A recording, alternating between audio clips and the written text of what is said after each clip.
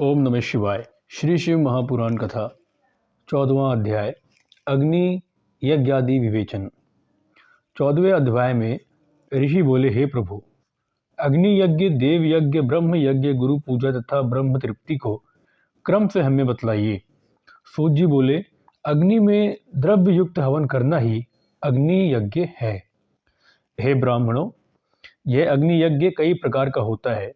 एक तो वह जो समिधा अग्नि में हवन की जाती है, दूसरी ब्रह्मचर्य अग्नि जिसमें ब्रह्मादिक का बाहुल्य होता है। जब तक विवाह नहीं होता तब तक वह ब्रह्मचारी है। जब विवाह हो जावे तब 2 समय अग्नि यज्ञ करें। परंतु जिन महापुरुषों ने अपनी आत्मा में ही अग्नि आरोपण की हो और वनवासी हो, तो ऐसे पतियों के लिए समय पर थोड़ा और हितकर भोजन कर लेना ही अग्नि होत्र है। विवाह के समय से अग्नि संधान को सदैव सुरक्षित रखना योग्य है। उसे कुंड या भांड में रखें जो कि सर्वदा सुरक्षित रहे और कभी न बुझे।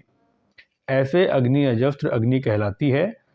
हे ब्राह्मणों, स्वयं काल की अग्नि आहुति से संपत्ति बढ़ती है और प्रातः काल की अग्नि आहुति से आयु बढ़ती है तथा दिन में इंद्र आदि सब देवताओं के उद्देश्य से अग्नि को जो आहुति दी जाती है वह अग्नि यज्ञ देव यज्ञ कहलाता है। ब्राह्मण और देवताओं की तृप्ति के लिए एक बार यज्ञ करें, शेष समय वेद का अध्ययन करें। हे ब्राह्मणों, अब एक और आदर्श सुनो। आदि सृष्टि में करुणाकर महादेव जी ने सर्व लोकों के उपकारार्थ सर्व औषधियों की औषधि प्रथम अपना वार अर्थात आदित्यवार बनाया और पुनः सप्ताह के शेष 6 दिनों को उनके गुणों के अनुसार उनकी वैसी रचना की।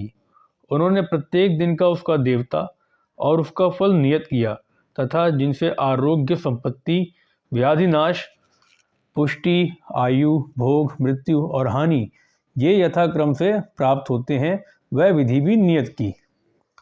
उन वारों अर्थात दिनों के देवताओं की प्रीति से उनकी पूजा का वैसा फल देने वाले भगवान शिव ही हैं। वह पूजा 5 प्रकार की कल्पित की गई है।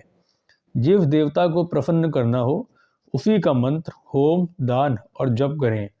नेत्र, शिरोरोग व कुष्ठ की शांति के लिए आदित्य की पूजा कर ब्राह्मणों को भोजन करावें। 3 दिन, 3 महीने या 3 वर्ष अथवा इससे भी अधिक पूजा करें। यदि प्रारब्ध प्रबल हुआ तो गड़ आदि रोग नष्ट हो जाएंगे, इसमें संदेह नहीं है। पापों की शांति के लिए रविवार के दिन की पूजा उत्तम है, जिसमें जप आदि से इष्ट देव को प्रसन्न किया जा सकता है।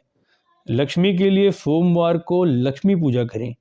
रोग शांति के लिए मंगलवार उत्तम है और इस दिन काली आदि का भजन पूजन करें और उर्द, मूंग आदि 4 फेर देकर ब्राह्मणों को भोजन करावें। बुधवार के दिन विष्णु का दही से व अनेक प्रकार से भजन पूजन करें तो सर्वदा पुत्र, मित्र, कलत्र, स्त्री की पुष्टि हुए। बृहस्पति का दिन आयुर्वर्धक है। इस दिन ब्राह्मणों को गौ देवताओं को उपवीत वस्त्र चढ़ाकर क्षीर, दूध, घी से उनकी पूजा सेवा करें। भोगों का इच्छुक शुक्रवार को जितेंद्रिय हो षड्रव भोजन युक्त देवताओं और ब्राह्मणों की पूजा करें। स्त्री प्राप्ति के लिए शनिवार के दिन रुद्र आदि का भजन पूजन करें और तिल का होम, तिल का दान और तिल का भोजन करावे।